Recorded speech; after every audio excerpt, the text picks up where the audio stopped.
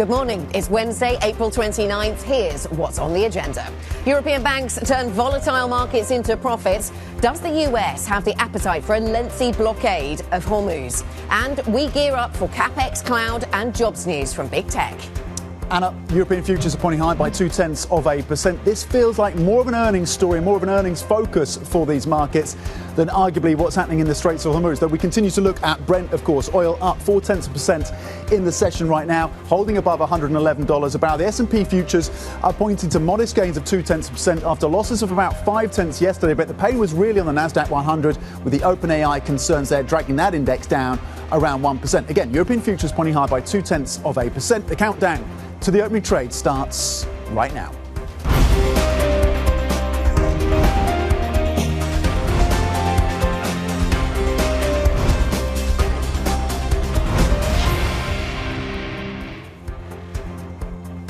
Welcome back welcome to the programme. In fact, this is the opening trade, 6:58 here in London. Starting the programme a little bit early then, Tom, because we've had so many earnings out and we want to get plenty of time to hear the comments of Sergio Ermotti from UBS, which we'll get to in just a moment. Yeah. So let's just recap what we've heard from UBS then, one of the big banks here in Europe reporting numbers this morning. Of course, the Swiss government and their capital rules really front and centre. But at first look, the numbers themselves look to have come in well ahead of estimates. Absolutely. A very strong beat in terms of the profit from the most recent quarter, getting profit above $3 billion US dollars, and a strong performance of the investment bank as well. So you saw investment banking revenue increasing almost 30%. So up there with some of the top US contenders. We saw a very different picture, of course, with Barclays yesterday on the investment banking side, the fixed side of the business. But investment banking revenue at UBS coming in very strongly indeed, increasing 30%, capitalising then on that market volatility. Yeah. And interestingly, the weaker US dollar as well. Yeah, absolutely. So a standout quarter for equities capital markets is the way that the bank describes its performance. Record equity trading, as you've been suggesting.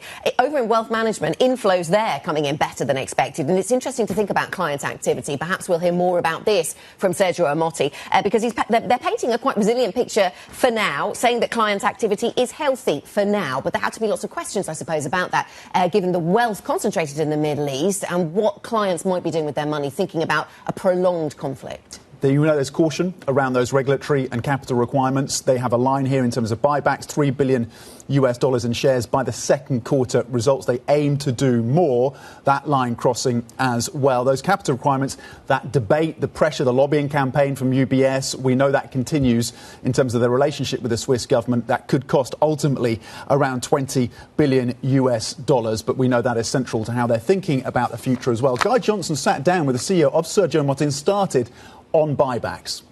We are giving an update this quarter by saying that we believe we're gonna complete the $3 billion buyback by the end by Q2 results. So by the end of July, which is clearly a change compared to what we said before, which was we would do $2 billion.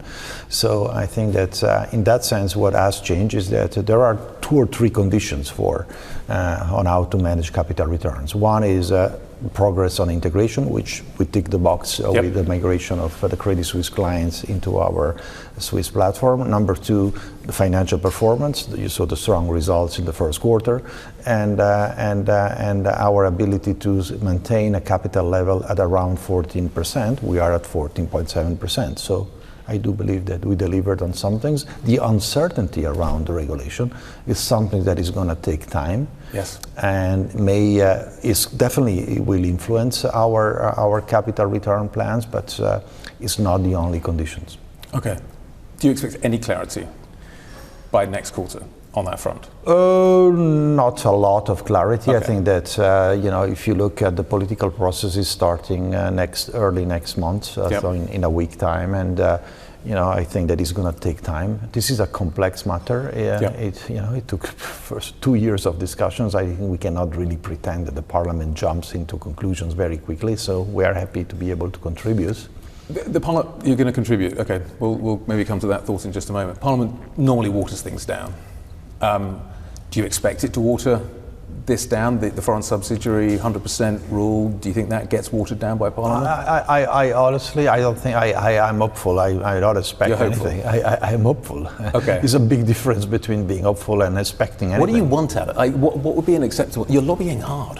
What's the end point that you want to get to with this lobbying effort? What would be? We are not lobbying hard. We are just representing the interest of. It's our duty and right to basically highlight what are the consequences to our shareholders, to our clients, and also to the employees in Switzerland. I mean, we have 30,000 people, so we are just trying to contribute to a fact-based discussion. So, okay. And which it was not always the case. So what we expect, I mean, is we are not asking for anything other than having something that is internationally aligned. Okay. And allow us to compete out of Switzerland in a fair way. But it's also very important because the issue is that what needs to be done, the true lessons learned from the Credit Suisse crisis, really understanding the root causes of what happened is very important, because without the concessions that were granted to Credit Suisse would have not gone down in this way. All of that, I'm sure, is correct, but the government is looking at 100% foreign subsidy and the foreign subsidiary capital requirement. You've never said what the number is you want. You've never said you want to contribute, but you've never indicated publicly what would be an acceptable outcome. We must be getting to the point, Sergio, we are not in a negotiation. We are a receiver here. So, okay. I mean, it's not like by saying what we want that we're going to get what we want. So I think that there are plenty of options.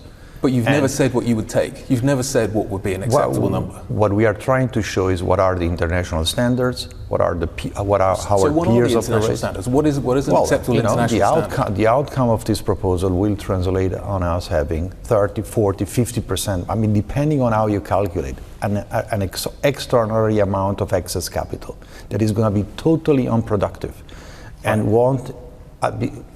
That is not capital that you can use to give loans to serve clients and or to do acquisition to return capital to shareholders. So it's basically dormant and unutilized capital. So we want to be able to compete while also protecting taxpayers, right?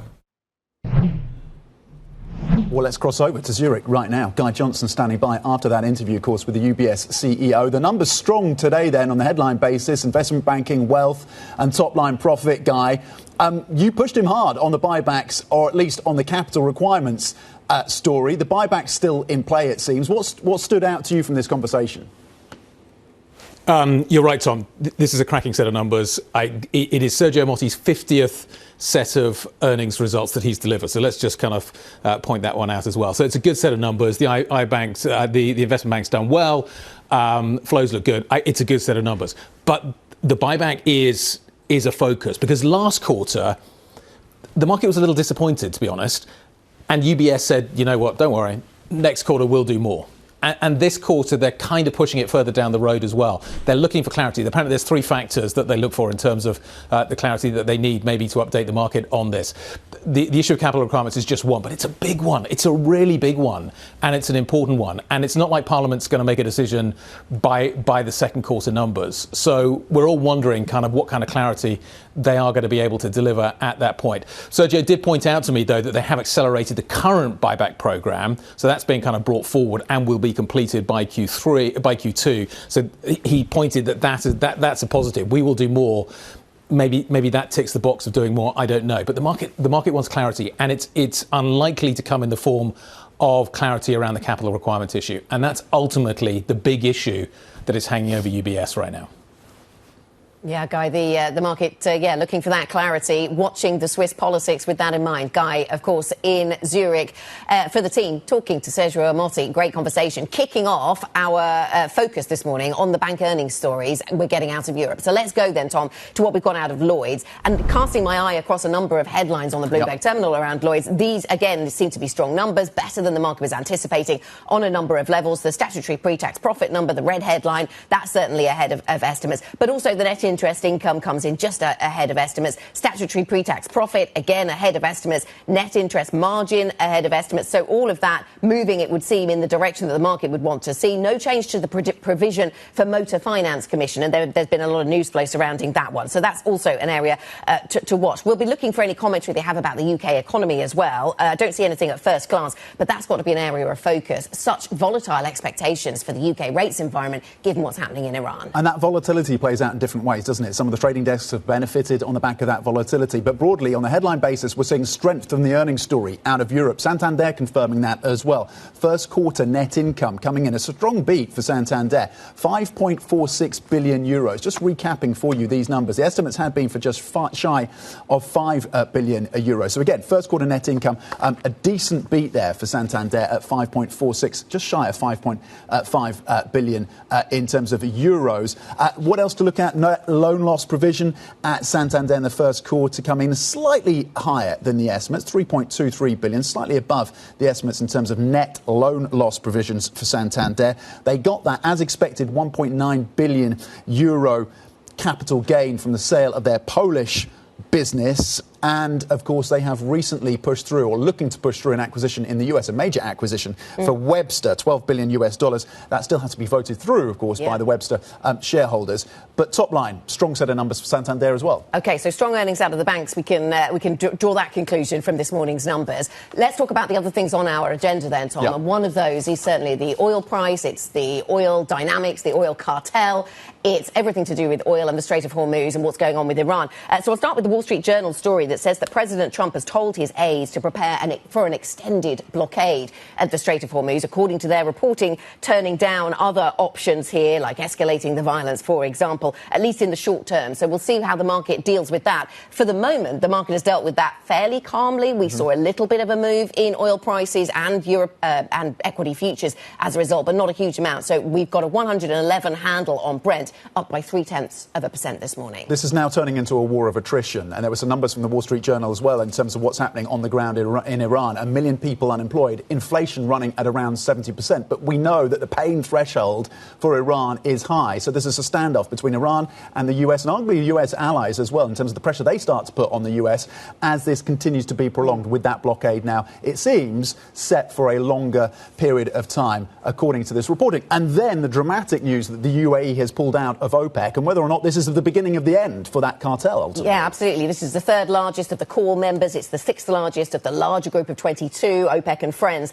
So this is significant. And Javier Blas saying they're calling this the biggest existential crisis in the 50 years of OPEC. And he, of course, has been writing for a very, very long time for Bloomberg Opinion on what goes on in oil markets. Will we see others leave? That's one of the questions. We've seen others leave in the past, but this is the most significant departure that we've seen from OPEC. And longer term, will we see a surplus of oil on the market if the UAE is not restricted by those quotas? Energy is a factor, of course, when you think about tech, but maybe longer term. That seems to be the view from our guests. A big day, of course, for the earnings coming through with the likes of Meta, with the likes of Amazon and Microsoft. On Thursday, Apple as well, of course. So we'll be giving a preview of that earnings story. $16 trillion in terms of market cap.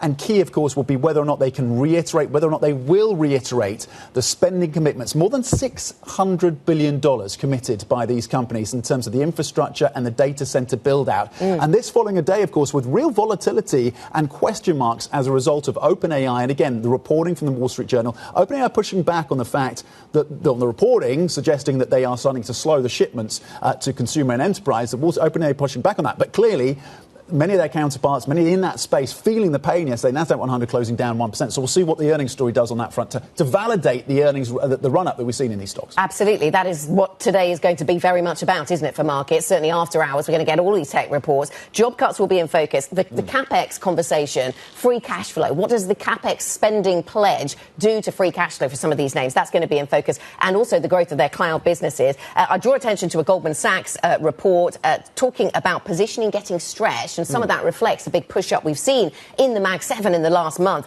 Pensions and CTAs have been piling in, but are those positions now stretched? Is it time for a short-term rout? And that is the warning coming from some at Goldman Sachs. So we'll certainly keep that in mind this morning. Let me tell you what is coming up on the programme then.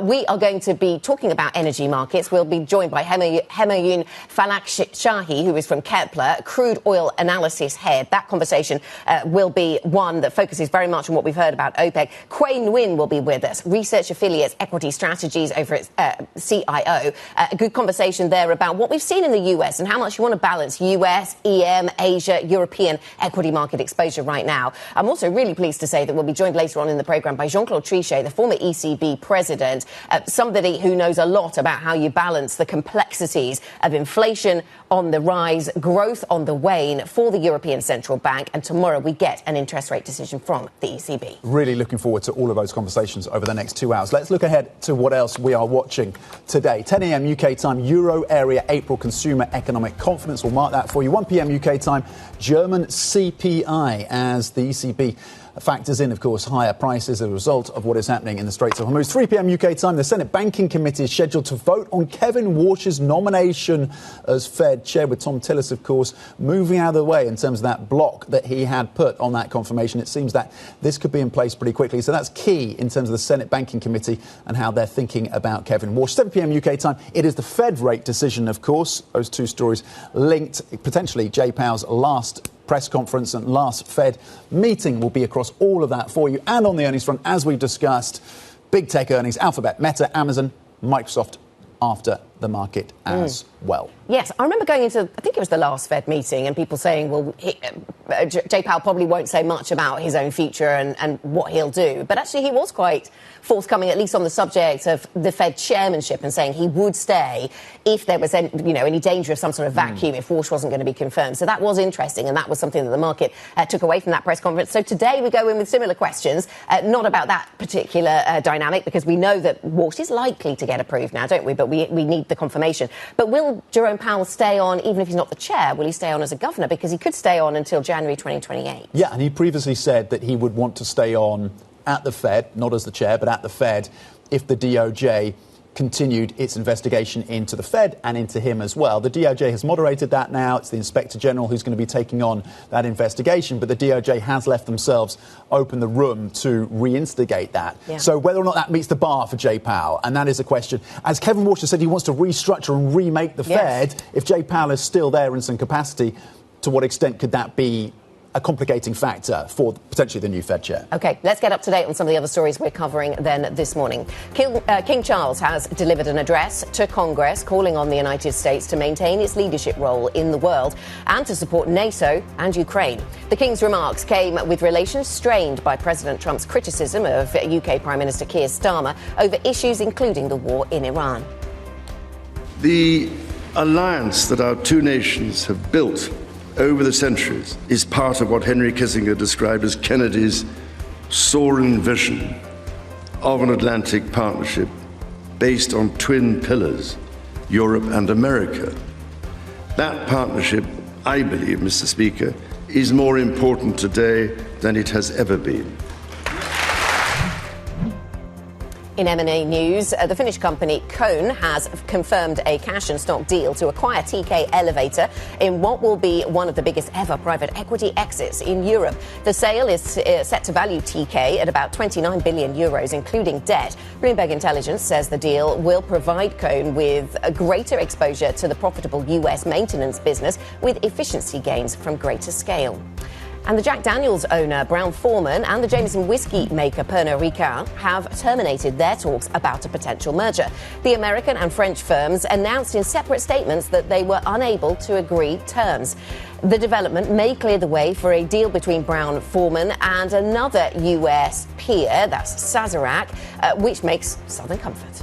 Coming up, Airbus suffering a steep drop in profit as aircraft deliveries slow to the lowest since 2009. We're going to dissect the European plane makers' difficult start to the year. Plus, Mercedes loses traction in China. First quarter earnings declining after intense competition and subdued demand in the world's biggest auto market. We'll have more on that stock as we look towards the European Open. Up next, we will be joined by José García Cantera, the Santander CFO, after the Spanish lender's profits beat on strong lending revenue and fees. If you have any questions of your own for our guests, send them to us on IB plus BBTV Go. This is Bloomberg.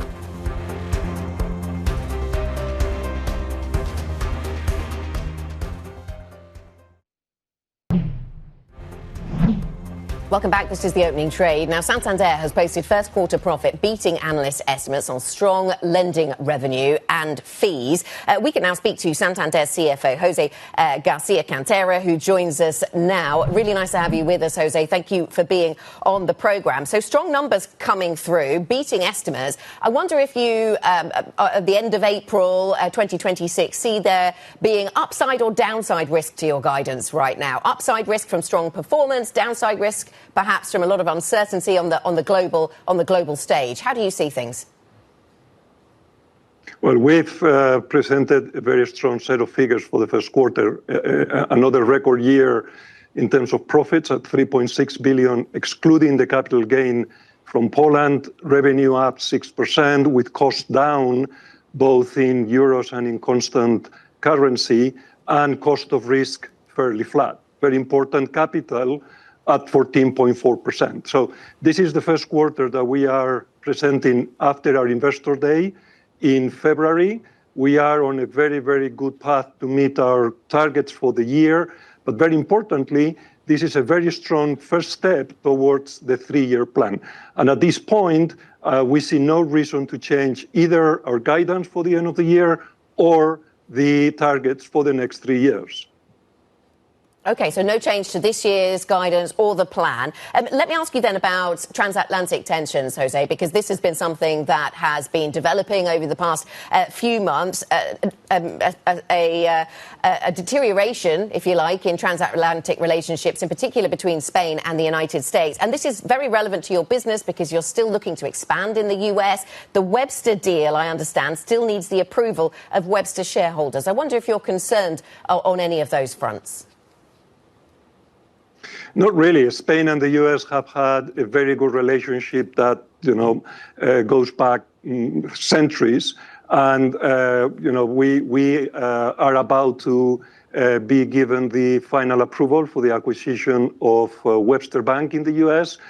We think we can close this transaction probably in the third quarter, which is a fantastic acquisition for us and to develop our strategy in the U.S. We want to be in the U.S. It's a great country to do business, and it's really very important for Santander. So look, we look beyond short term and focus on the long term. And this is again a fantastic acquisition and a great opportunity for us to grow in the United States.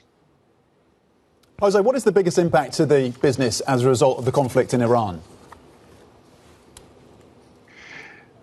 We have adjusted our macro estimates. Obviously, it's still very early days.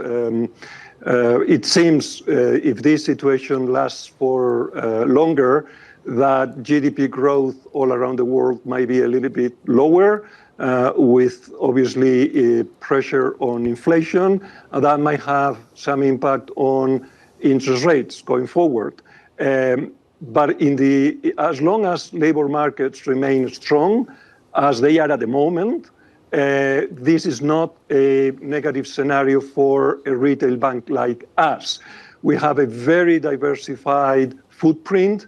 We operate in many countries, some of which might actually benefit from this situation. Others might suffer a bit less, a bit more. But again, if the labor markets remain as strong as they are,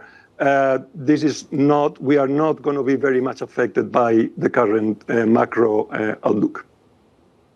Are you reconsidering at all your exposure to the Middle East? No, we have a small presence in the Middle East. We have corporate investment banking, a small corporate investment banking practice, and private banking.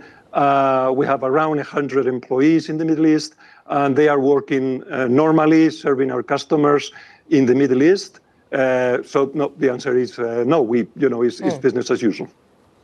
José, thank you very much indeed for your time on the back of a strong set of earnings for Santander. José García, Cantera, Santander CFO. Coming up, we're going to discuss what the UAE's sudden departure from OPEC will mean for the group's future. We're going to speak to Kepler's head of crude oil analysis, a major moment for OPEC.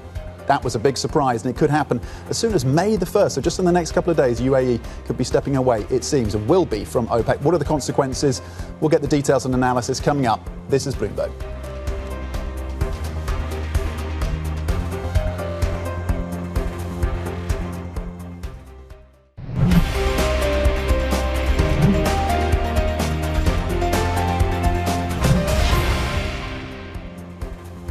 We are 30 minutes from the start of the opening trade this Wednesday. European futures pointing higher by 0.2% after losses of around 0.4 yesterday. A slightly brighter picture then, and earnings seem to be doing the heavy lifting. And some strong earnings reports broadly coming through so far this morning to factor in for investors. We saw a little bit of weakness on the bond market story in Europe, the European government bond market story this is yesterday. Today looks a little different, flat really, but a little bit of appetite for fixed income. But we keep in mind that in half an hour, Tom, we will be getting inflation data out of Spain, and then in an hour and a half we get inflation data out of some parts of Germany. And so all of that will be very interesting to watch when it comes to inflation expectations from the Eurozone. We saw those coming in pretty strongly yesterday, and that was something that moved bond markets around a little bit as we run up to the ECB. That is important.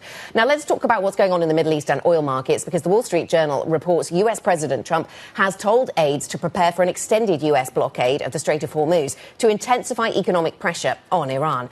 Oil's steady this morning as investors look for any possible peace talks to end the Iran war. Let's bring in Bloomberg's Horizons anchor Jomana Besechi, who's in Dubai for us. What more can you tell us about this reporting from the Wall Street Journal? It caused a bit of a flutter in markets some hours ago, Jomana. What do we know?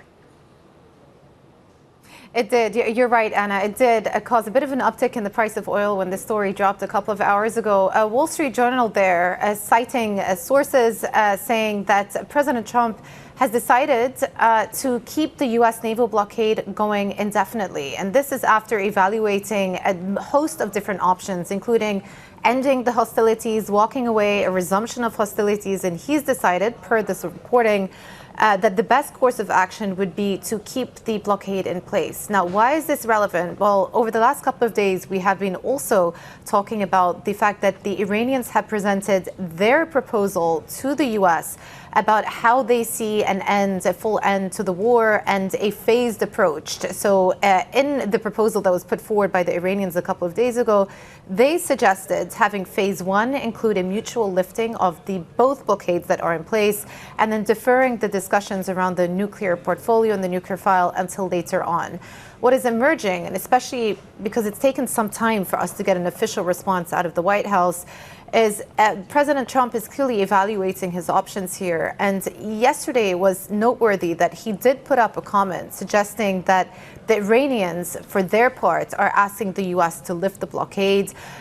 He is framing it as the Iranian economy beginning to hurt, and because of the economy beginning to hurt, more pressure for the Iranian regime. And so the thinking from the U.S. perspective is the longer that this blockade stays in place, the more you're going to start to see the economic impact from that key oil exporting lifeline being cut off, and the more incentivized the Iranian side will be to come to the table, i.e. what's happening here is a shift in focus away from, say, military hostilities towards an economic war that the U.S. is leveling right now against Iran. And we're very much in a situation where it is still a battle of the wills and a sort of staring down competition about who will be incentivized to move first on this blockade. But of course, the longer this persists, the more you're going to see pressure and upward pressure coming through on oil markets, which is exactly what you're seeing this morning. And then the final point is, it has also become apparent in the last couple of days that the U.S. administration does not want to bifurcate the two stories. The Strait and the nuclear discussions need to go hand in hand. You can't have a situation where the blockade is lifted and the U.S. walks away from the war without a resolution on the nuclear question. Jomana Besechi, thank you very much indeed. Another valuable update, of course, out of the region, joining us live from Dubai. Joining us now is Homayoun Falakashi, who is the head of crude oil analysis at Kepler, joining us out of Paris. Homayoun, thank you for your time. We also want to get your views on what's happening with OPEC, but maybe I'll start with the reporting around the extended blockade that the US is now planning. Again, according to reporting from the Wall Street Journal, should we take any comfort from the fact that Brent has not spiked higher than it has? It's around $111 a barrel. Does that suggest that a lot of this is already priced in? What is your reading of the current oil market reaction to this reporting? Good morning, Tom. Good morning, Anna. Thanks for having me. Yeah, I think it's the oil market is pretty complacent, actually. You look at the reaction that it had over the past few weeks, and it mainly seems, focused on the possibility and the idea of an extended ceasefire and potentially a deal between the US and Iran. But I think things could heat up anytime over the next few days and weeks. It doesn't seem likely that the Strait of Hormuz is going to reopen anytime soon. But I agree on the fact that I think this is probably the best option, the best card that the US has against Iran right now. The blockade is really hitting where it hurts, and we believe that if they can sustain the blockade for another 2 months, basically Iran's oil revenues will drop to zero. So that's really hitting rising the heat in Tehran, and I think that means that Trump's gamble is that this will bring Iran back to the negotiating table and willingness to make more concessions. But I think in between, if it doesn't happen, we could go a lot higher on oil prices actually. So you're looking at a blockade potentially for 2 months, and yes, one side of that equation would be no oil revenues ultimately after 2 months for Iran. The other side, of course, is higher oil prices for the rest of the world. What does that do? A 2-month blockade from here would lead to oil prices at what level? Yeah, it's really hard to say, but I think so far the market again has been coping with this pretty well. After the initial shock, just the news of a ceasefire was enough to trigger a sort of sharp sell-off in prices. So my bet is that if the blockade holds, but the ceasefire also holds, and we don't see attacks take place on Iran or on regional countries, then the rise that we'd see in prices will mainly remain contained. And I think you still have some options. For example, China obviously has a lot of oil in storage.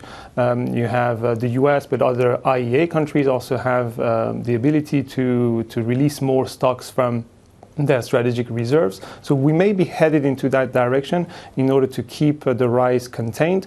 But I think there's no doubt that if the Strait doesn't reopen soon and if it remains closed for another 2 months, so really allowing very limited passage, which we've seen over the past few weeks, we should be heading higher. And my guess is that we could be going back to the previous highs that we've seen, so roughly around 120, 125 for Brent. We could be breaking that level, but I think that once we reach the levels around 125, 130, that's where you already start seeing strong demand destruction. So it's hard to see prices going a lot higher than that.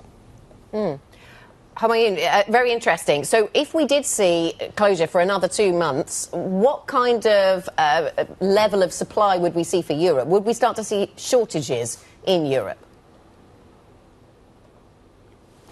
Not yet. Not then. I think we've looked at the inventories of petroleum products in Europe, and the one product that is more at risk is really jet fuel, and we've started seeing some demand destruction already. With airlines canceling, I think 2 or 3% of their summer flights throughout Europe, but. If you look at the level of inventories, we are roughly, I think, around 4 months worth of inventories. Not going down to zero, but taking us to a relatively critical level of like 30-day worth of jet fuel inventories. And so what that means is that we could reach that level by the end of the summer, but then this is when you also have you also see demand actually drop by about 20-30%, demand of jet fuel in Europe, and that could actually cause the market to balance, I think. So when it comes to Europe, obviously what this means is that demand for petroleum products are going to be rising throughout the summer season. Also, obviously is the high-end season of the year, and so that means that refinery margins probably are going to tick higher from here. But we're not yet in a situation where we should see shortages of actual products, at least not before the end of the summer in Europe. Although obviously it's different in Asia. All right, yes, that's very interesting. Humayun, I've been reading some commentary, of course, on the decision by the UAE to leave OPEC, and Javier Blas, who writes for Bloomberg Opinion, describing this as the biggest existential crisis for OPEC in half a century. Is that the scale and scope of what we're talking about here? Many people ask whether OPEC is on its way out. Can we have any certainty about the future of OPEC now? I think the question now is worth asking. I don't think it means the end of OPEC right now. The group has been resilient throughout its history, so probably will continue living. But definitely, this is the hardest blow in its history.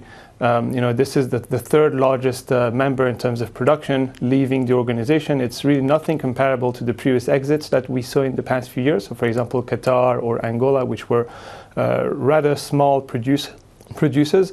This is something really on a different scale.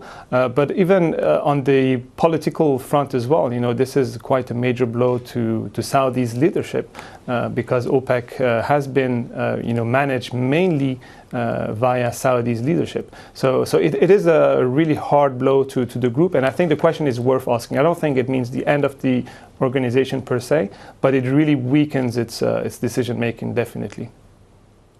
And a line crossing just now on this question. Kazakhstan saying it has no plans to leave OPEC plus. That is the energy ministry commenting on Kazakhstan's position. So that line crossing, Kazakhstan having no plans to leave OPEC plus.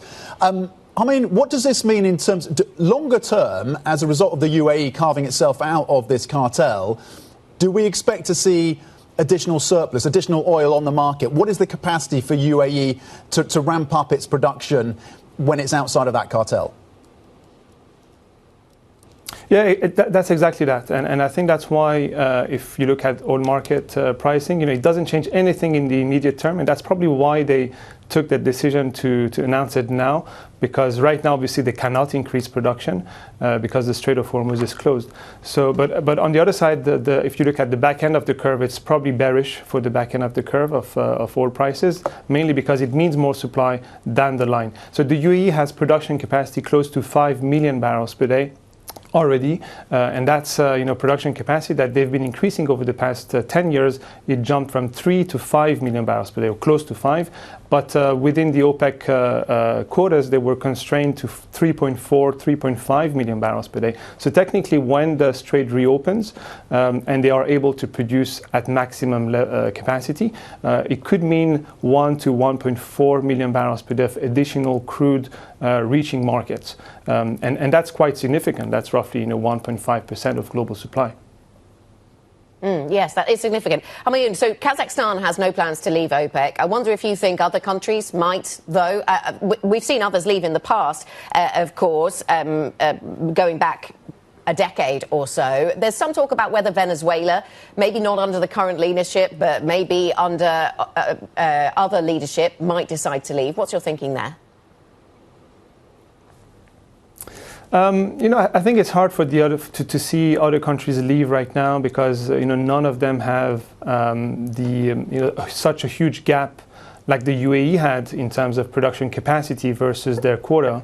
So I don't think it makes sense for any of them to leave. I mean, Kazakhstan is the obvious one, but I mean they're overproducing anyway. So for them it doesn't change to be in or not right now. And I think there are also political considerations to take into account, and the fact that Kazakhstan is obviously still quite close to Russia, so it wants still to be in Venezuela. Doesn't have much production spare capacity yet, so I don't think the question is really serious right now. But we could reach a point where when that capacity rises significantly, maybe that becomes a possibility. But I think with the UAE, it's not just production capacity, it's also a question of the growing geopolitical rift that exists between the UAE leadership and the Saudi leadership. We've seen different stances in conflicts such as Yemen, Libya, Sudan. The UAE signed the Abraham Accords. It's been the most targeted during the Iran war, so it has a harsher stance against Iran. So I think it's also a reflection of the growing rift and the fact that the UAE wants to challenge Saudi Arabia in taking the leadership of the Arab world. I think that's also worth taking into consideration. Homayoun, thank you very much for joining us. Homayoun Falak Shahi, head of crude oil analysis over at Kepler. Sticking with this theme, big oil bosses have been weighing in on the UAE's decision to exit OPEC. OPEC is roughly a third of the overall liquids production of the world, and undoubtedly demand for liquids continues to grow. And I mean by that oil, condensate, and so on and so forth. The most important influence of OPEC has typically been in who has the spare capacity and how do they choose to deploy that spare capacity. And so that will be, I think, the calculus that will have to be made in the coming weeks, months, and years. That was the Shell CEO, Wael Sawan, responding to the breaking news over the past 24 hours about the UAE. We will discuss more on how the oil price spike is rippling through markets. That's next. This is Bloomberg.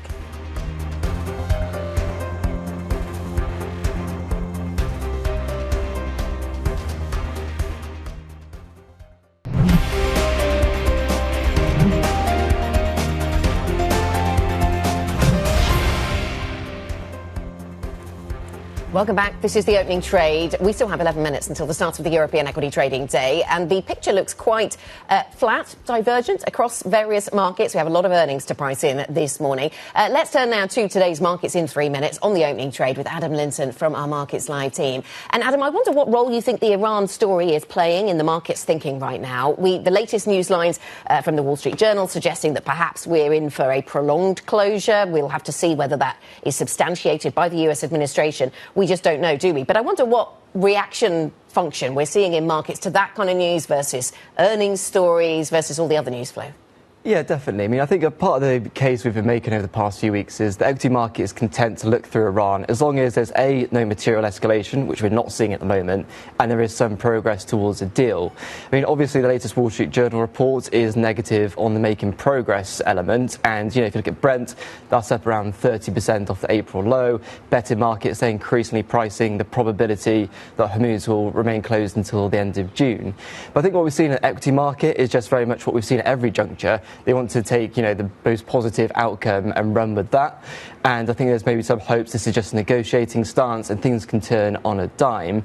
But also, I think there's an element of market bandwidth. You've got an exceptionally busy week of earnings. You've got a busy central bank docket. And in the interim, Q1 earnings aren't really reflecting the impact of the Iran conflict yet. And then also as well, the data capture isn't really showing us too much about it as well.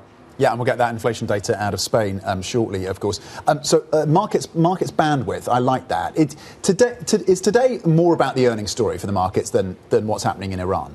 Absolutely, I would say so, definitely. I mean, if you look at the big four after market, their market cap themselves is 15% of the S&P 500. So if you're an index trader, obviously that's important, but there's the ripple effect beyond those companies, all their customers, suppliers, across AI, cloud computing, advertising, etc. If you look at the SPLC function on your terminal for NVIDIA, those four account for nearly 50% of NVIDIA's earnings. They're the biggest company in the S&P 500. So I think, in terms of earnings themselves, I don't think Q1 results will tell us too much. It's more about what does CapEx say, what's said on the conference calls. And for CapEx, it does appear to be a little bit of a sweet spot where, markets don't want these companies to be too frivolous in their spending, but also they don't want them to rein it back too much. That could be potentially negative for the AI trade, which we did actually see a little bit of signs of wavering yesterday. We saw that OpenAI report, which was clearly a negative. And, so I think if you kind of do see, if you consider how narrow this rally's been, if you do see negative read on that front, particularly as well as some negative Iran news flow, that could boost a headwind for stocks. What do we look for at the Fed then, Adam? I mean, this probably might be Powell's last as governor, as chair, but then he might stay on. I mean, any guidance around that could be interesting. Yeah, I mean, the decision itself isn't really particularly interesting. We're looking for an unchanged rate. There's no dot plots, and the market is very much moving towards what does life look after Powell and what does this Fed, look like under Walsh. I think, obviously, if he does stay on as governor, that could potentially elicit some response in FX and bonds, as, Walsh had potentially less of a tighter grip on the FOMC. But for stocks, I don't think they'll be too fast. It's all about those large cap earnings. Adam, thank you very much indeed. Adam Linton from Bloomberg Markets Live on what to focus in on when it comes to the markets today. There's a lot to digest. Remember, you can get up-to-date analysis, of course, and insight from Adam and the rest of the team. Just go to MLive Go on your terminal. Sport for choice, Charlie Wells, today in terms of stocks to watch. So much to talk about, Tom. And one of the really big questions we've got to start thinking about is, do banks get a boost for their solid reports coming through? Now, looking back behind me, you can see there's a bit of a divergence here with some of the main European lenders. But what's not diverging this morning is the fact that all of these banks had significant beats on profitability compared to estimation. So Deutsche Bank, they had a beat. Shares under pressure. This is about sort of the German economy. This is about a strategic review that they're undergoing. UBS, they had a beat. Again, looming over this stock is this issue of capital requirements, this legislation going through Switzerland right now. But does that start to change the story that we've heard? And then again, Lloyds, Santander also had beats. Lloyds up. Does that give them even more of a boost? And then Santander, what's so interesting about them is they're trying to push for expansion into the United States. Does this help give even more juice to that green number we're seeing right there? Let's look at Mercedes, because this is, again, another important earnings story that came through. Autos have really been in focus because of the consumer, because of the fuel price. And look, you compare Mercedes to the Euro Stock 600, you see this gap here. But they had a pretty good report. Bernstein analysts said, pretty solid report. Does that flip that around? And Airbus, again, earnings dropped overnight. This is really important because they've been struggling. They've been talking about some of the engine issues that they've been facing with their partner Pratt & Whitney. You see them down. You see the uncertainty. Again, they said that, they've got, pretty solid orders coming through. They haven't seen significant changes there. Does that commentary change the trajectory that's been down so far? Charlie, thank you very much. Spoiled for choice indeed. Plenty of other companies we could talk about. Let's add into the mix then Adidas, Tom.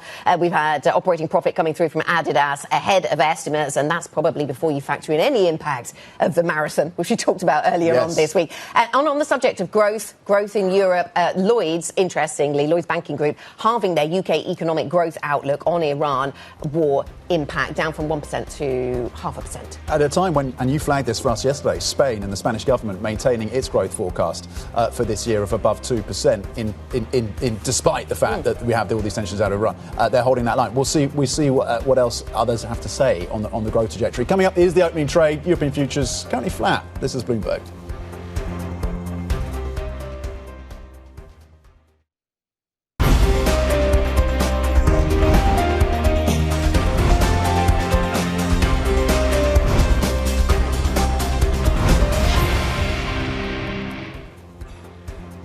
Welcome back to the opening trade. A couple of minutes to go then until the start of cash equities trading. And let's remind ourselves of the picture on the US markets yesterday, because sometimes this is instructive. I fear that maybe today is not one of those days. But interesting to note the strength that we did see returning to the US markets in the latter half of the session. So after we saw the European markets close, which is marked by that yellow vertical line, we did see a little bit of momentum returning to these US markets and actually a bit of upside. Not unwinding all of the losses of earlier, but certainly a little bit of that. So we factor in some of that into the futures picture here in Europe. But on top of that, we need to add in an earnings picture and plenty of earnings stories that have come through this morning. So we've got the FTSE 100 futures down by 0.3%. Interesting, we do see a bit of an edge higher in oil prices once again. But despite that, we see the FTSE on the back foot. We've got plenty of earnings news to factor in there. DAX futures pretty flat. Eurostoxx 50 futures as a whole pretty flat. And Tom, we are layering in a host of corporate earnings stories this morning. In focus for us very much on that point will be the banking stocks.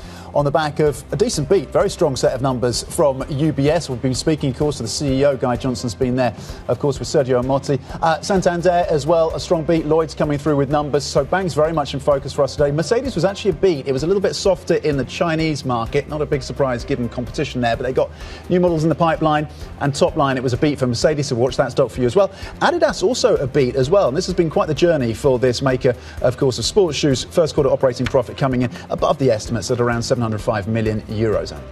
Absolutely. So the earnings story certainly front and centre today. We've got plenty of European banking earnings, as Tom's just been going through there, and other corporates from other sectors as we work our way towards, yes, a Fed rate decision later on, but crucially, all of those earnings reports after hours due from big tech, where CapEx will certainly be very much in focus. Let's, for the moment, though, focus on a European earnings season, earnings story and how that ripples through the markets here. We've had banks reporting from various markets, from Spain, from the UK, from Switzerland, so we'll certainly keep those in focus. Are we going to see the markets jumping on the positivity around those bank earnings stories, or finding any chinks, any kinks perhaps in the guidance coming through? But that's one of the sectors that's firmly in focus this morning. So the FTSE 100 pretty flat, actually, out of the gate. Might we see a bit more downside? The futures have suggested we'll see a bit more downside on the London market this morning. We've had big pharmaceutical companies in the UK reporting, GSK, AstraZeneca, both reporting numbers as well today. The CAC 40 I can see is down by 0.2%. The Ibex over in Spain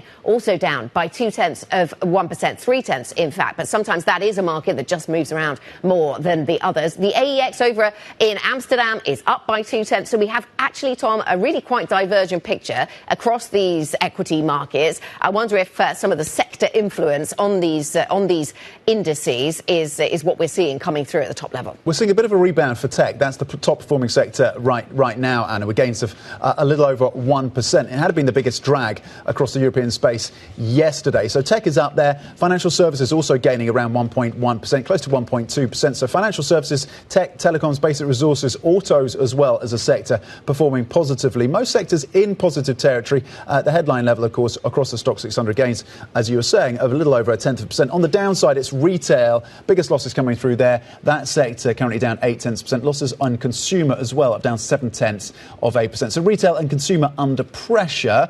Interesting, despite the beat that come through from Adidas. Top of the list across your sectors, financial services and technology. Yes, indeed. So that's the sort of sector breakdown picture. I can see that financial services, yes, is just so technology strong, but financial services also strong, and that takes my mind to UBS, and indeed it is the UBS effect. So UBS opening up by 5.7%. So as a result of that, we see some strength coming through in the financial services space. Technology, as you rightly point out, doing really well as well, and retail, consumer products and services, yes, certainly at the bottom of the basket. We have a couple of ex-dividends coming through in the retail space, so we'll keep that in mind.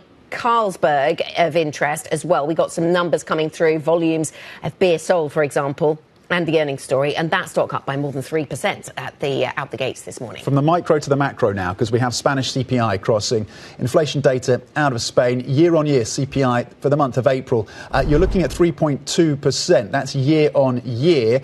The survey had been for 3.5%. So on a year-on-year basis, a little softer. When it comes to the monthly print CPI out of Spain, you're getting an increase of 0.4%. The survey had been for 0.9% on core. Important, of course, when it comes to how the ECB thinks about these inflation prints. CPI core year-on-year, 2.8%, a little softer again than the survey and a little softer than the previous month as well. 2.8% is the number on core. Yeah, we'd seen the previous month, so March, we'd seen a bit of a jump up in the Spanish inflation picture as a result of everything that was happening in Iran. And so maybe April, in that context, looking less dramatic. But our colleagues over at Bloomberg News on the Eco team choosing to focus on the EU harmonised 3.5% number, which actually shows a bit of a step up. So we will keep that in view, and we work our way towards the German numbers, which are due out a little bit later on today. Let's talk about where we are on these equity markets. We are joined now by Kone, who is with us this morning, CIO of Equity Strategies at Research Affiliates, and nice to have you with us. Thank you very much for coming in, Kone. Nice to get you on the programme. So let me ask you, taking a step back, we've got a lot of earnings reports out today, and we'll have a lot of earnings reports out from big tech in the US later. It's easily, I've had to remind myself of where we are year to date on these equity markets, because I've been so focused on the recovery we've seen in big tech that actually that was perhaps masking where else we've seen some strength. So actually I was quite surprised to see that Asia and emerging markets have done better than the S&P if you look year to date, despite the strength that we saw in big tech. And of course that year to date picture hides a whole lot of volatility. But you quite like things outside the US right now. Talk us through your thinking. Yeah, absolutely. I mean, we've always been advocates of diversification, not just geographically, asset classes and so on and so forth. But one of the things that we've seen is that valuations in the non-U.S., not just in Asia, in emerging markets, but also in Europe, are much more reasonable. And you're getting to a point where you have some very, very high quality companies that aren't necessarily trading at the same multiples that you see in the S&P, which is dominated by the Mag 7. Yeah. Okay. So that's where we see those mids. So what about emerging markets? I mean, that's one area that I think you also like, and yet emerging markets. When you think about the strength that we've seen in the dollar, some people have suggested that that's a sort of challenged investment theme. You don't see it that way. Having a dollar strength is always challenging, but if you look, you have to look at this over the longer cycle, right? So last year we saw a significant period of dollar weakness, very, very supportive. It's not clear to me that the dollar strength is necessarily something that's here to stay. I mean, a lot of flight to the dollar this year is really because people are looking for a good bunker to hide out in during the Iran war. Now that markets are beginning to look past that, I think that we're going to see some more stabilization there. And the fundamentals in the emerging markets remain strong, and so we continue to like those markets. To have conviction in EM, you need conviction on weaker dollar. No, to have conviction in EM, you need conviction on global stability. Okay. And what's giving you evidence? Yes, what's giving you the evidence that there's going to be global stability anytime soon? Well, I think that the Iran war was a big kind of left tail event. But I think what we're seeing now is that the focus in the U.S., at least on the political side at least, is to reach some form of global stability. It's not, I mean, if the United States really wanted to escalate, the United States would have done so by now. But again and again, what we're seeing the message now is we want to reach some form of resolution. We want to reach some form of global stability.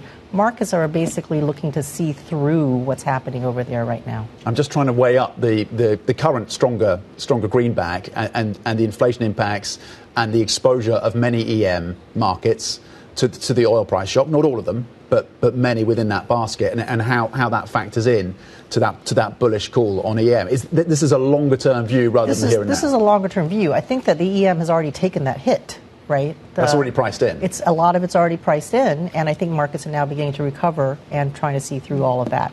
Having said that, oil prices can go up, but they're not going to continue to go up 20% every, week. Right, yes. Well, yes, there'd be some demand destruction perhaps if they did. Quay, let me ask you about big tech over in the States then, because we're going to get some earnings from big tech names, 4 of them reporting after hours today. So that's going to be a real focus for investors.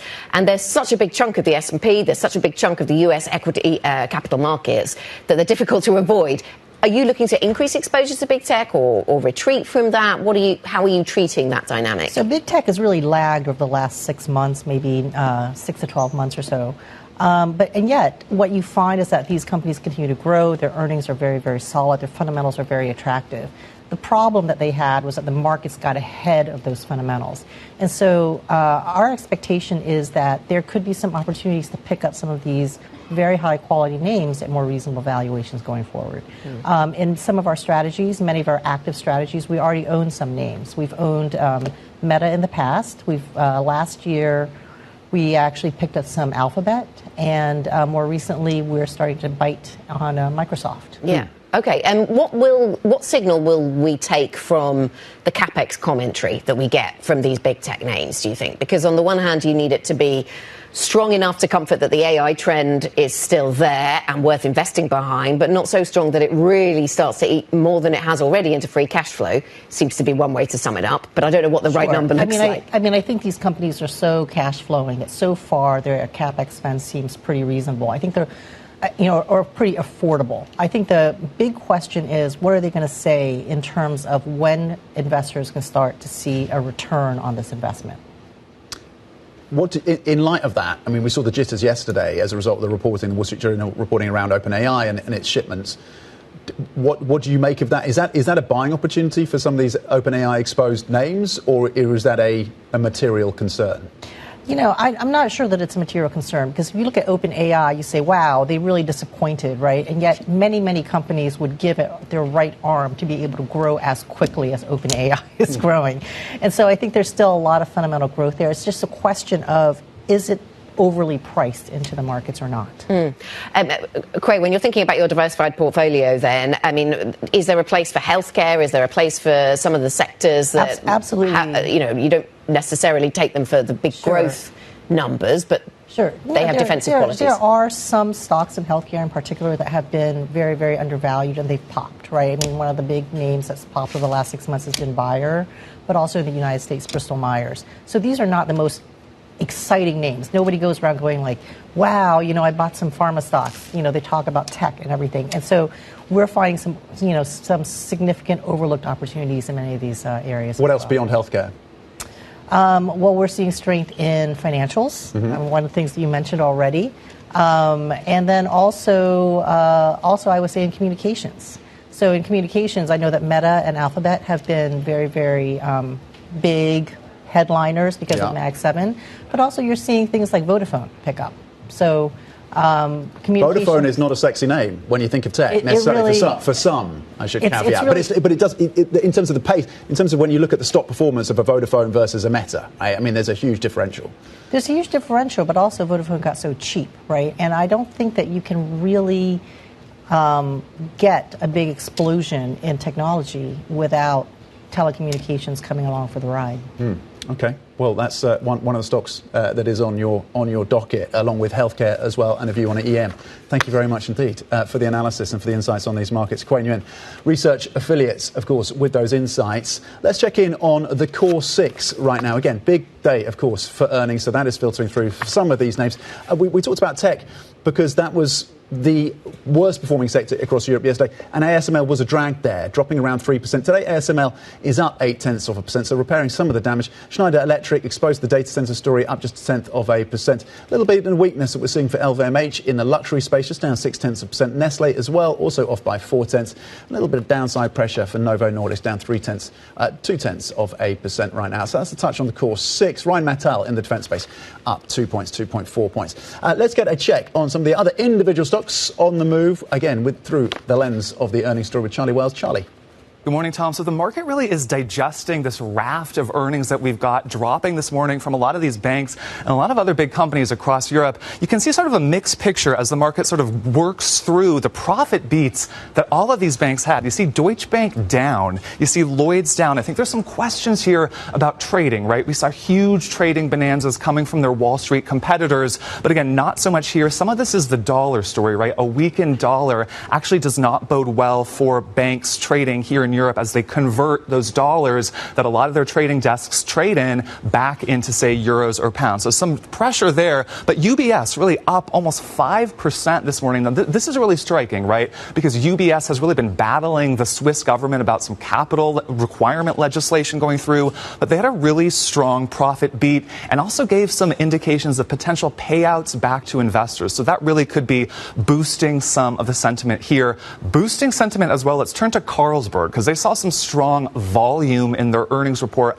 I want to talk about them because up over 4%. Now, we know that the alcohol market has been challenged recently because people are kind of, teetotaling. They're pushing off some of these alcoholic drinks. But what Carlsberg had to say today was that actually their non-alcoholic beverages are performing well. So again, giving them a boost, the market liking what it's seeing here. Let's flip to Adidas, another really great read on the consumer here in Europe and globally as well, up almost 8% here. Now, this is striking, right? Because the footwear market, if you go to a shoe store today, you will see it is so fragmented. Some of these big kind of storied brands have been struggling. Not Adidas so far. They had a really good earnings report. They had, that Samba, some of these classic sneakers giving them a boost. But also, anyone who watched the London Marathon over the weekend would have seen that some of the winners were wearing Adidas shoes. So bodes well for the prior quarter, but also for the quarters going forward this year. So Adidas up up almost 8% this morning. Another great read on the consumer, but also a lot of the news that we've been hearing.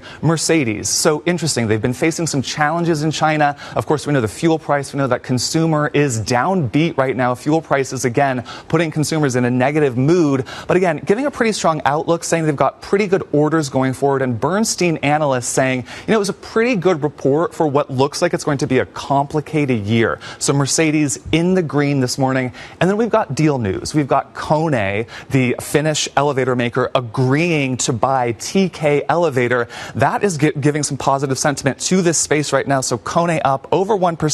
ThyssenKrupp, this is interesting, right? Because they hold stakes in TK Elevator. So that seems to be giving them a lift this morning. And for Kone, this is important. This could be one of the biggest private equity transactions in Europe ever. And also, interestingly, it would give Kone more access to that very lucrative elevator maintenance market in the United States. So the market liking what it's seeing, a lift for these elevator companies, if you catch my pun. Oh, we certainly do, Charlie. Brilliant. Thank you very much indeed. Charlie Wells on that lift. In the deal-making space. Charlie, thank you. Coming up, Airbus suffering a steep profit drop as aircraft deliveries slow. We'll get details on that aircraft maker, of course, and the future, what it all means for the months and quarters ahead. That's next. This is Bloomberg.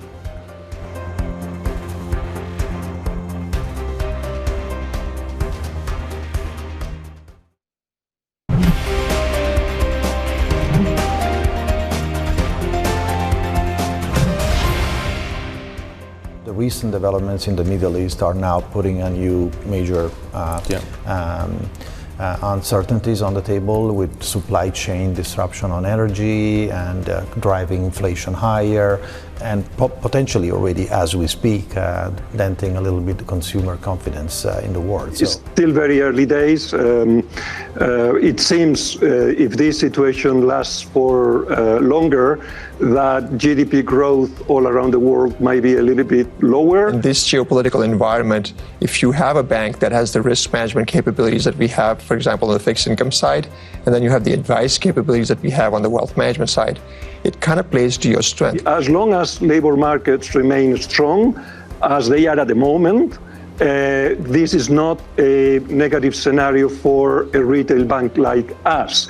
The impact of what happened will be resolved in a classical way we saw in the last 10 years, V-shaped. Everything is going to go back into normality. Executives from Deutsche Bank, UBS and Santander on the potential risks from the conflict in the Middle East, and talking about the bounce back there from Sergio Ermotti. Let's quickly check in on what we see in the banking sector then this morning. I mean, broadly speaking, we're seeing quite a lot of movement to the upside in UBS and downside for Deutsche Bank. A lot less movement in Santander and Lloyds Banking Group, but that's what we have right now. Let's bring into the conversation Force of Analysis, Tom Metcalf, our EMEA Finance Managing Editor, who's with us on set this morning. Tom, let's start with the big move upwards, and that is UBS, up by 4.4% right now. A strong set of numbers, still not a huge amount of clarity on the capital requirements from the government, but a strong set of numbers. Yeah, and it's interesting that capital reform hasn't really dominated the conversation, this set of results yet. But yeah, no, I think investors looking at those results, really interesting to see inflows back at the US sort of wealth management arm. That was always sort of a bit of a overhang. And then, of course, there was some very carefully worded language, both from Ermotti and in the statement. They've already got this $3 billion buyback out there, but, you know, reading between the lines as a suggestion, maybe there's a bit of upside around that, and I think that always encourages a bit of a jump in shares. Deutsche Bank, different fortunes for Deutsche Bank. Top line earnings were a beat, but it seems like provisions are weighing on the stock. The stock is down around 3.1% right now. What kind of stands out to you from the Deutsche story? I think you're right. I think it's that provision story where they are just worn in on CRE, for instance. So that's a surprise to the downside. But yeah, it's an interesting tale, right? Like, you know, it did look like trade held up at least. And I think the challenge for Deutsche Bank, as it was for Barclays yesterday, is even if you have a strong performance, you're in the middle of the pack. You know, when you look at those US banks, really what investors want to be impressed by that is, you know, record-breaking stuff, a bit more like what we saw out of UBS. Let's move on to the Spanish banking sector. Santander's share price moving a little higher this morning, up by around 0.8% in a pretty flat market. Interesting that the CFO was telling us that the hit from MFS, which has been something that's been rippling through so many of the banking stocks in Europe, so the collapse of MFS having an immaterial impact on Santander, according to the CFO, which was interesting. Away from that, what else stood out to you from the narrative from Santander? Yeah, I mean, strong lending. It does seem like a lot of the sort of core bit of that bank, retail across the world really is doing well. And yes, on the MFS front, again, like Barclays, sort of saying this is all in hand. Obviously, unfortunate misstep, but kind of reassuring words there for shareholders. Lloyds Bank, currently flat, essentially. They've reiterated their guidance. The UK arguably is in a more challenged space, given the growth dynamics and the inflation hit. How is all that factoring into the fortunes of Lloyds? Well, it's hard to see in sort of tangible changes in any of their results, right? I was watching the headlines come through and, broadly as expected, guidance the same, somewhat of a beat. But yeah, basically almost sort of business as usual there. And despite, as we just heard from those executives, all these big geopolitical challenges, which even for a UK-focused bank will massively impact Lloyds, you would think. Broadly speaking, they haven't really cut through into the results or the outlook yet, and I would say that's just true of all banks. It's another sort of set of earnings where, despite everything going on in the world, you look at the banks, you look at their provisions, you look at kind of any signs of distress, you're just not really seeing anything like that yet. At the moment, they're making the money on the volatility, aren't they? Exactly. Certainly, equity markets have been an area of Is that a theme profit that continues into the second quarter? Tom Metcalf, thank you very much indeed on the banking space, of course. Let's switch focus to the industrial player that is Airbus. Shares moving, of course, higher after the plane maker said it is confident, you can see the gains there, 2.6%, it's confident it can achieve its full-year aircraft delivery and earnings targets. This despite a steep earnings drop in the first quarter amid a persistent engine shortage, holding back jet handovers. It's been a long-running issue. Let's bring in Bloomberg's managing editor for aviation, Benedict Carmel, joining us from Berlin. Benny, Airbus, a slow start to the year then. They're talking confidently. How achievable do you think are these full-year targets, given all the headwinds this industry is facing? I mean, investors are clearly looking at this as a sort of glass half full scenario, but you're right, it's been an incredibly slow start to the year. They handed over only 114 aircraft in the first 3 months of the year, and their target for the full year is 870 aircraft. So that's a real stretch if you think that's something they can achieve in the last sort of 3 quarters of the year. However, Guillaume Faury, the CEO, yesterday saying, look, we wouldn't put out these numbers if we didn't feel good about them, and right now that's how we feel. Yes, the environment is choppy. Yes, the Middle East is something that concerns us all. But the good news is, so far, no customer has cancelled anything. No customer has deferred orders or asked for some sort of delay. Quite the opposite, actually. A lot of customers are coming to us and saying, we need those fuel-efficient aircraft right now because of what the price of fuel is doing. So there is an impetus to get those aircraft out faster. But as you said, one key issue here is the engines, and they don't have them at the moment, particularly those made by Pratt & Whitney. So as long as they can resolve that problem, they should be okay, but that's a big if. Yeah, it's really interesting, isn't it, that this seems on some levels as if it's the kind of statement that could disappoint. Morgan Stanley saying these were weak numbers, they missed against consensus, but at the same time there was nothing overly surprising, and some comfort was taken from the way they are ramping up to produce more aircraft. So a real mixed bag. So where does all of that leave Airbus against Boeing? Well, it's always the back and forth between the two companies, and Boeing reported last week, and they had a really solid set of numbers. And if you think about the last couple of years, Boeing, frankly, was a basket case, and their earnings showed as much. And they usually had, heavy charges, steep losses, and they've really come back, and particularly on the production side. So in some ways, the tables have turned somewhat. I mean, Airbus is still in a stronger position than Boeing was when it was weak, but still, sort of the boot is on the other foot in a way right now with Airbus, and they have to sort out these engine issues. But as we heard from Morgan Stanley, no real surprises in the earnings, nothing ugly that people weren't expecting. We did hear from Airbus 2 months ago with their full year earnings, so there wasn't a big sort of change of mood between what happened in February and where they are now. So people are thinking it's broadly under control. They know what the issues are. They are talking to Pratt & Whitney to get these engines back into the door. And as I said, as long as they can resolve that, they should be okay okay because the demand picture is there, and the aircraft are in high demand. The customers want them, so that's really helping them. Benny, thanks very much. Thanks for joining us. Bloomberg's managing editor for aviation, Benedict Kamel, with us from Berlin. Coming up on this programme, we will be talking to Jean-Claude Trichet, the former president of the European Central Bank, of course. That's ahead of tomorrow's ECB rate decision. Somebody who knows quite a bit about managing interest rates at a period when inflation is on the rise and growth may be under pressure. We will certainly get his insights on where the ECB could go next. This is Bloomberg.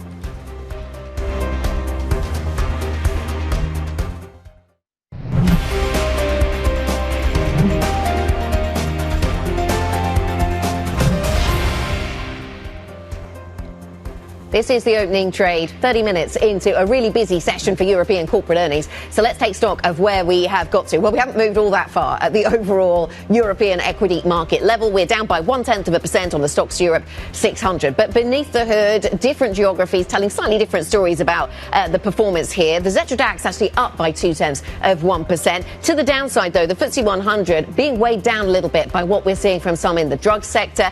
Also, the Rolls-Royce under pressure a little bit. So we see BAE Systems under pressure a little. So all of those heavyweight names taking the edge off the London market just this morning. And the CAC Caron down by 0.2%. Tom, what do you see under the hood? Yeah, it's a turn in sentiment, isn't it, from the futures picture that had pointed to modest gains for European stocks. But certainly the earnings story is providing that granularity across the stock 600 then. The majority are now in negative territory, to your point. Down 333 are currently in negative territory. In terms of where you're seeing a bit of upside, 245 stocks currently in positive territory, 246. In terms of volumes are down close to 20%, 17.4%, so that's something factoring in as well. Slightly lighter volumes. Again, a massive week for earnings. You've got the mega tech earnings coming through from the US later today, and of course the central bank action as well through this week with the Fed later today. UBS on the leaders and the big gainers coming through. A really strong set of results for UBS. Gaining currently at the stock up 4%. We've seen it up around 5% earlier part of the session. But again, 4% gain for UBS on the back of a very strong set of results. The investment banking, the business performing very strongly. Asset management and wealth as well up there with the gains on that first quarter in terms of revenues. Airbus, interestingly, some challenges, but pointing to a brighter picture going forward, and particularly the demand story around their major customers continuing to place orders. So Airbus seeing some relief on the back of that, up 2.3%. Investors cheering that forecast and that outlook for Airbus. Adidas on the consumer front as well. Very strong set of earnings. Profits coming in higher than expected, and the stock is being rewarded as well, up 7%. On the downside, let's flip the board and have a look. Anna was talking about the healthcare sector as being a bit of a drag across the FTSE 100. Absolutely correct. GSK is currently down 2.6%. That's despite the fact that earnings actually for this drug maker here in the UK came in as a beat in the quarter. Deutsche Bank, also headline basis, was a beat. Maybe it's the provision story that's leading to a bit of negativity in terms of the investor reaction to this story. Deutsche Bank stock is currently down 3.2%, and Airport de Paris currently down 4.5%. That stock a little lower by close to 5 points, down 4.5% currently. So those are the laggards as we stand, at least, Anna. Tom, let's get an update on some of the other stories that we're following this morning. President Donald Trump is reported to have told aides to prepare for an extended US naval blockade of the Strait of Hormuz. According to the Wall Street Journal, the president has decided to continue putting pressure on Iran's ability to export oil. The decision suggests that the US could be moving into a lengthy period of uncertainty, with the fighting largely halted, but no durable resolution to the conflict. The embattled UK Prime Minister Keir Starmer has won a House of Commons vote on whether he should face an ethics probe over Peter Mandelson's appointment with a solid majority. Next week sees Starmer's Labour Party face a high-stakes set of elections in England, Wales and in Scotland. And Hungary's incoming Prime Minister, Peter Magyar, is set to push for a deal to restore access to billions of euros in frozen EU aid. In his first trip to Brussels since his landslide victory 2 weeks ago, Magyar will hold talks with Ursula von der Leyen and Antonio Costa to salvage the payments that were suspended over rule of law concerns under his predecessor, Viktor Orban. The EU has made it clear that it won't release more than $20 billion in frozen funds until the new government addresses a series of infringements. Tom. Let's get more insights in terms of the impacts on Europe as a result of the continued closure of the Straits of Hormuz and how central banks may react to the situation. The ECB likely to leave interest rates unchanged this week on uncertainty around the economic impact of the energy shock. President Christine Lagarde likely to keep her options open for a rate hike, potentially as soon as June, potentially. Jean-Claude Trichet, former president of the European Central Bank, very pleased to say, joins us around the desk this morning. Jean-Claude Trichet, thank you very much indeed for your time. Pleasure to be with you. We were speaking to a guest on the show earlier this week from Blue Bay Asset Management who said that another month of closure of the Strait of Hormuz and we could be looking at recession in the Eurozone. How close are we to negative growth in the bloc?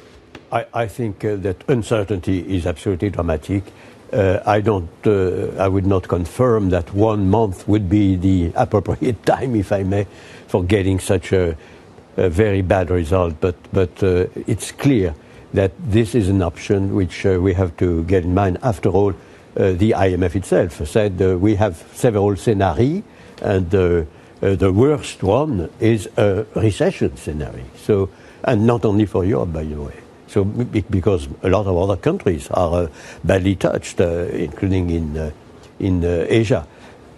The US, paradoxically, because the US is at the heart of everything at the present moment, but is not touched as much because protected very largely by its own self-sufficiency. And but still, of course, the prices are up also in the US, it seems to me. And so that also creates problems.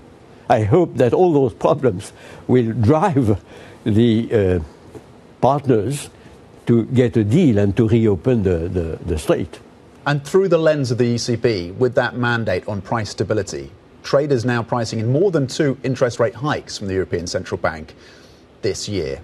Would you hike if you're at the ECB right now? I think that the universe is so uncertain, and you have both, I would say, the deflationary, depressive effect of what happens and the inflationary effect. So both are operating.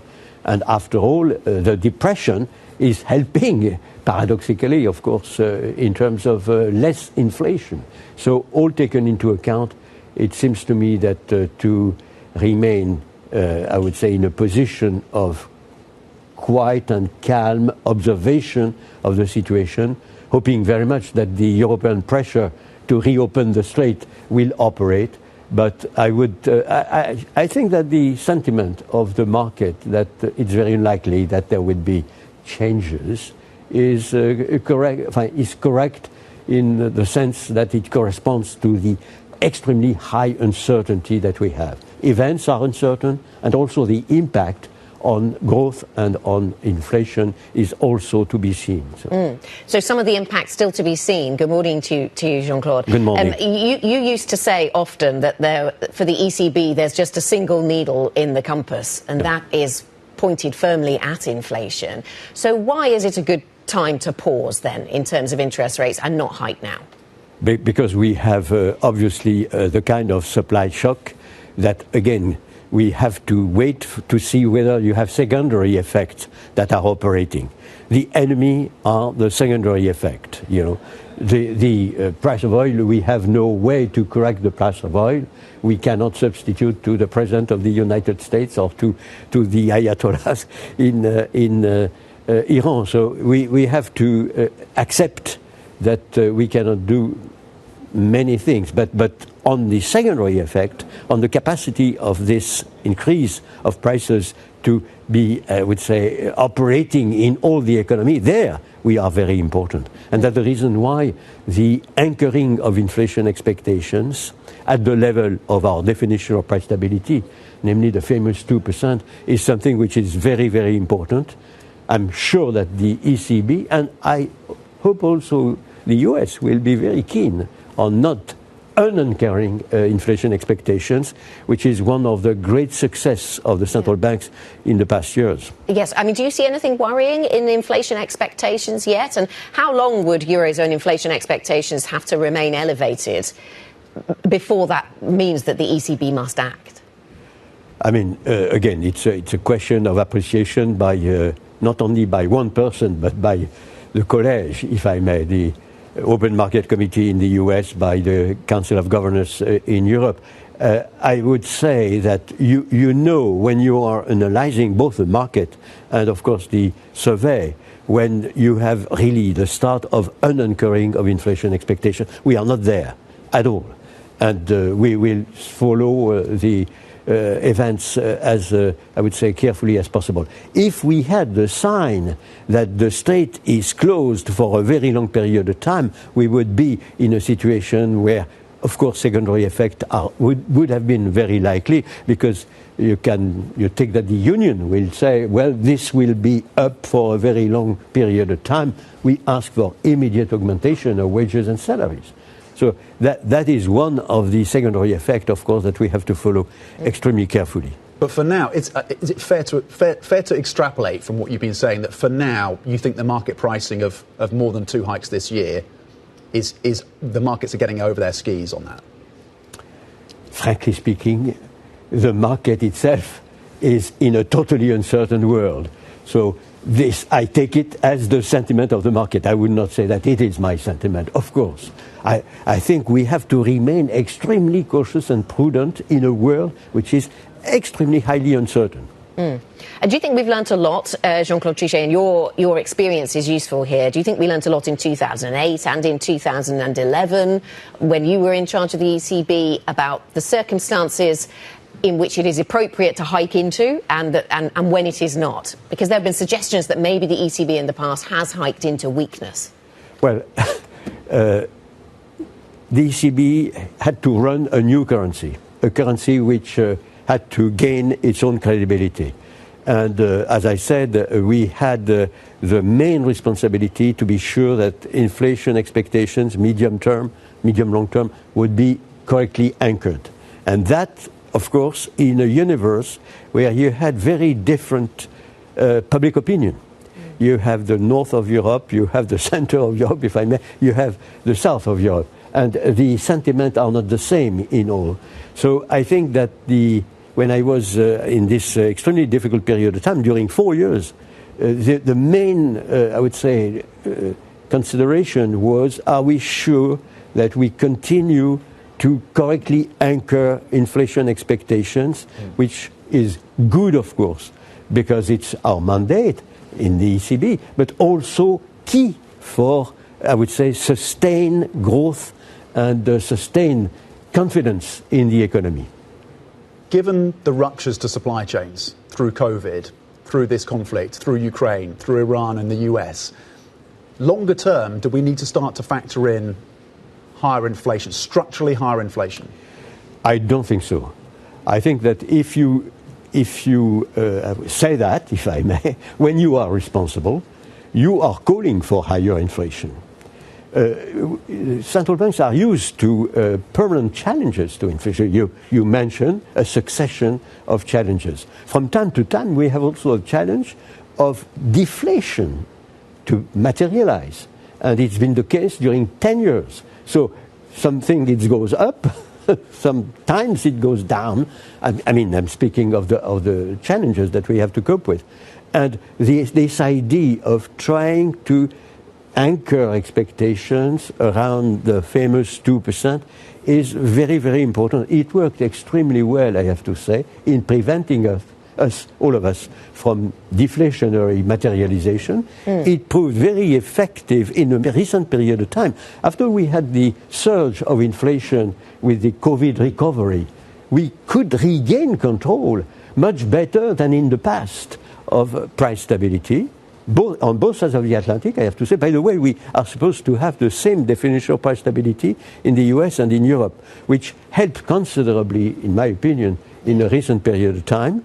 And so all taken into account, it sometimes goes up. I mean, the inflation is supposed to go up, sometimes to go down. But this stabilization is part of the success of central banks during last years. So you don't see a need to structurally rethink where inflation goes. What about structural rethinking about other aspects of the European economy? For example, defence spending. The years that you were in charge of the ECB, Jean-Claude, that looked very different in terms of the level of defence spending around Europe. Are you expecting this to be...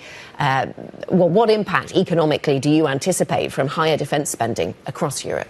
Well, first of all, it is absolutely necessary because we have a war in Europe triggered by President Putin. We have the sentiment expressed by the President of the US that the protection, the defense protection of the US is not eternal in Europe. So we are bound to augment defense and to protect ourselves.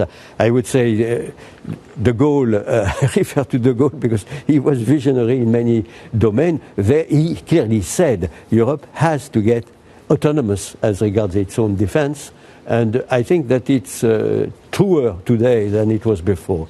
So, of course, that has consequences in terms of, I would say, investment that have to augment, so pressure on the savings. We have a lot of savings in Europe, so I think that we are able to care and to take ourselves the appropriate, I would say, capital to invest.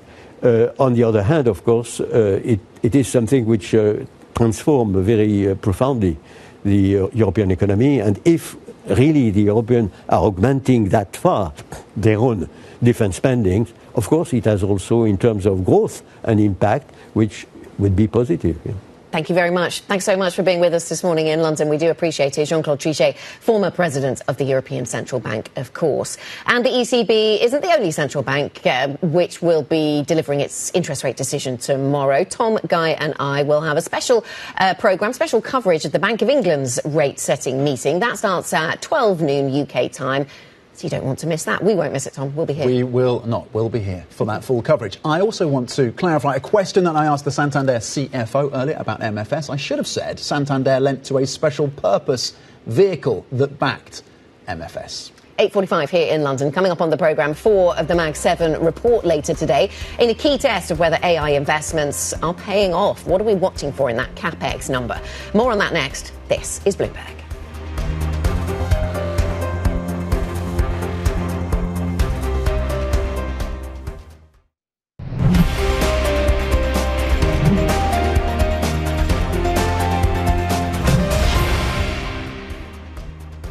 Welcome back. This is the opening trade, 8:49 here in London. And European equity markets taking a bit of a leg down. The DAX managing to stay flat, but the CAC 40 the FTSE 100 both firmly in negative territory. Just working through, Tom, then all of the earnings reports coming through this morning, and maybe they start to look a little more negative. US futures, I note, a little weaker than they were earlier, but still just in positive territory. Yeah, just holding on to gains. S&P E-minis just edging into positive territory. Nasdaq futures after a rough day yesterday, pointing high by 0.2%. Let's look ahead to what else we're thinking about through the day. 10 a.m. UK time, Euro area April consumer economic confidence. We had Spanish CPI, of course, out earlier. 1 p.m. UK time, German CPI. So further details on the inflation story out of the Eurozone. 3 p.m. UK time, the Senate Banking Committee is scheduled to vote on Kevin Warsh's nomination as Fed chair. Will they get that across the line? And at 7 p.m. UK time, it's the actual Fed rate decision, potentially Jay Powell's last press conference and last decision as head of the Federal Reserve. And on the earnings front, out of the US, Alphabet, Meta, Amazon, Microsoft, a huge day for tech earnings. Let's get more in terms of the results and what to zero in on, where the focus should be. Bloomberg Intelligence analyst Matt Bloxham. Let's start with the Alphabet story.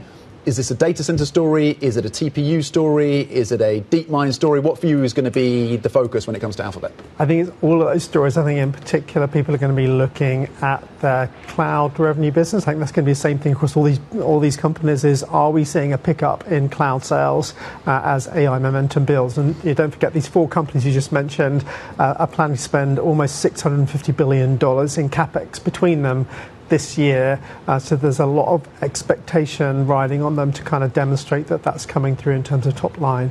Also, Google is spread across a number of different businesses. Is their advertising business holding up in the face of AI competition? Are they closing the gap on Anthropic, on coding assistance? Is Gemini still in the lead versus ChatGPT? So there's a whole raft of issues I think people are going to be interested in to hear from them. Okay, so that's a rundown from Alphabet perspective. And then you move on to something like Meta, where we have the Venn diagram of things we're interested in. There's some overlap there, but there's some different nuance. I mean, CapEx and free cash flow, is that going to be the epicenter of things when it comes to Meta? I think they're definitely going to be in focus. I think also margin is going to be in focus for them because we heard a few days ago that they're planning to cut 10% of their workforce and not fill another kind of 7 or 8% of outstanding vacancies. I think the market is expecting a fairly significant squeeze on margins, but it's going to be interesting how they manage that narrative and whether they can also point to an acceleration in revenue growth to help kind of justify the amount of money they're spending on infrastructure build out. OpenAI, we saw the sell-off yesterday across the Nasdaq 100, down about 1%. You had the likes of CoreWeave, SoftBank over in Japan, selling off pretty aggressively on this Wall Street Journal reporting that OpenAI is not meeting its metrics. They've pushed back. Yes. Is that likely to repair the damage?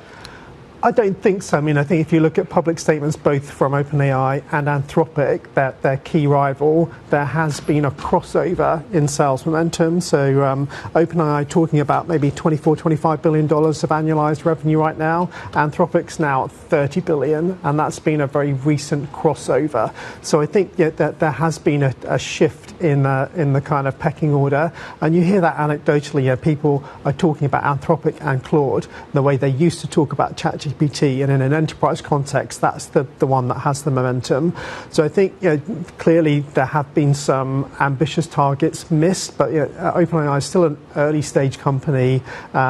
Sometimes it is hard to kind of gauge what is a realistic metric and when you're going to hit it. So I think there's a bit of noise around this, but for sure the momentum has shifted, and I think there's pressure on OpenAI to kind of regain its crown as the kind of the leader in the AI race. Yeah, that retail versus corporate client divide is really interesting. Matt, thank you very much. Thanks for joining us. Matt Blockson, Bloomberg Intelligence analyst, with the latest on the tech story as it will develop later on today. Another story that will develop today is the Fed, of course. Fed rate decision due later on. Joining us now, Skylar Montgomery-Koning from the Markets Live blog. And Skylar, good morning to you. So what will you be watching from the Fed? Because, to some degree, we will care more about Kevin Walsh, probably, and what he thinks the Fed is going to do and how he wants to reshape the Fed, etc. But there will be things that no doubt Powell can say that will be interesting for markets, not least of which his own future and where he plans to go next. I think that's exactly the point. The number one thing markets are watching for are whether or not Powell confirms if he stays on the committee. So the idea being there are 12 voting members. Yes, Walsh very much skews the way the market's pricing the outlook in the future, but all those voting members have a say. And if Powell stays on the board, that means that's one less dovish member that can be appointed by Trump, and it skews it. I'll also say risk towards this meeting, while I think other stuff matters more, as in the Bank of England will be more exciting, earnings matter more, they definitely skew more hawkish. And that's because we've just had inflation rise. It's pushed out the pricing for cuts, but the U.S. is unique in G10 in that there are still somewhat cuts pricing. And as I said, that's that kind of stickiness of Kevin Walsh, and that the idea is the market thinks he'll skew the board dovish. And so the risk is that that gets priced out on elevated inflation, particularly with the starting point for inflation in the U.S. being already very high. We had inflation crossing out of the Eurozone, or at least out of Spain. We're getting more data out of Germany. Later this morning, we were speaking to the former ECB president, Jean-Claude Trichet. He got to push back on the idea that we were close to a recession in Europe, but he did point to the incredible uncertainty, and he kept coming back to that. What is your current take in terms of the stagflationary risk to Europe and the Eurozone from the data that we've seen so far? Yeah, I mean, the data has been very clearly stagflationary. So yesterday we got the ECB consumer survey, as well as the kind of bank lending survey, and bank lending conditions for corporates as well as consumers have gotten worse. At the same time, if you look at consumer expectations for inflation, they've surged from 2.5% in February to 4% now. So that's a big surge, and that fed into bonds, and that we got a sell-off. It was helped along by the idea that you might get more fiscal out of Germany, but when we get inflation data today, that's very much where the risks skew, because we have inflation already coming in higher, and sentiment data has shifted, but we haven't really seen it in like high level activity data. And I think COVID taught us that the sentiment data, particularly in the US, maybe more so than Europe, doesn't tell us a lot about whether or not consumers actually spend. It's maybe more worrying in Europe because you've had lower retail sales despite wages being better in the past year and sentiment being more positive prior to the war. But certainly the risk is still tilted towards inflation being more worrying than growth. Skylar, thank you very much. We're going to get the German regional inflation picture in, 4 minutes' time? Just less than 4 minutes. So we'll get all these different regions of Germany dropping onto the Bloomberg terminal. Then later on, 1 o'clock UK, we get the German number as a whole in terms of inflation. So we'll continue to monitor that. Thinking of the Fed decision, though, that still lies ahead for today. Surveillance will be here. The surveillance team will be here with the Fed Decide special. That's at 6:30 London time. We get the decision at 7 UK and the press conference at 7:30 UK. They will have all of that wrapped up for you. That is it for the opening trade. The Pulse is up next. Stay tuned. This is Bloomberg.